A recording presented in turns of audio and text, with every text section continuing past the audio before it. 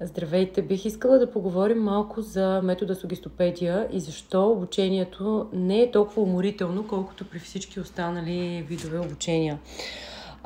Динамиката в часовете по Сугестопедия е коренно различна от стандартните и тялото до голяма степен влиза в употреба, така да се каже, тялото като инструмент.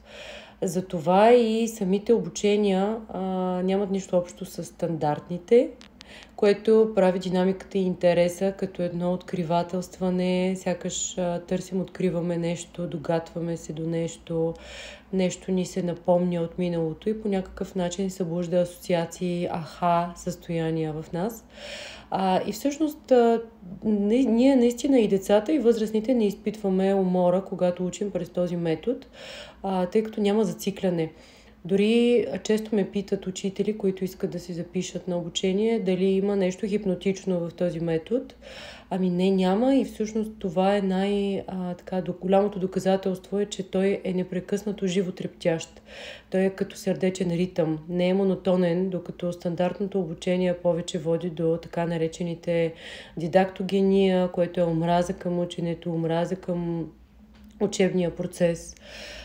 Защото има зацикляне, скука, монотонност и може да се каже дори и хипноза.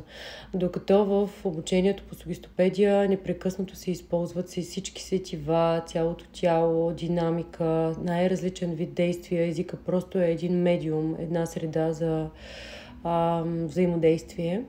Така че умората наистина, всеки път, когато завършим занимания, аз завършвам като попитам всеки един как се чувства и обикновено отговор е по-добре, отколкото когато дойдох.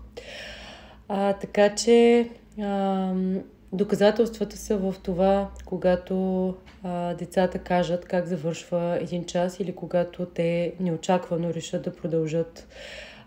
Например, от години измислям авторски различен вид, адаптирам различен вид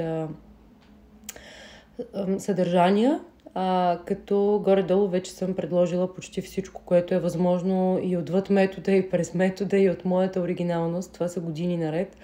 И не съм очаквала, че те ще поискат отново да продължим.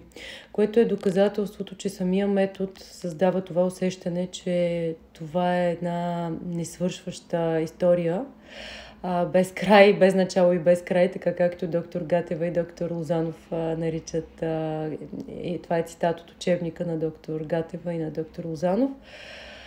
Така че Сугестопедията всъщност наистина е едно приключение, което няма край, и това само може да бъде вдъхновение за много преподаватели.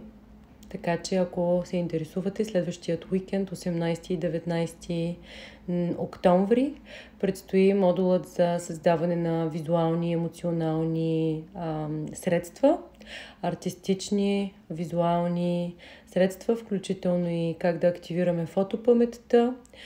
Всичко това е базирано на невронаука и изследвания, не само на доктор Лозанов. Така че ако имате интерес, дори да се намирате някъде извън България или извън Пловдив, може да се допитате да разгледате обучението. Всеки модул имам обучение, което е академия, 6-месечна, като всеки един от модулите може да се взима отделно или като цялост. Разбира се, че е по-добре да бъде в цялост, но ако ви липсва точно този сегмент и сякаш това ви липсва като част от пъзела във вашата класна стая или във вашия вид обучение на групи, независимо дали става дума за малки или големи, може да изпробвате този метод, защото той със сигурност работи. Прекрасен ден ви желая!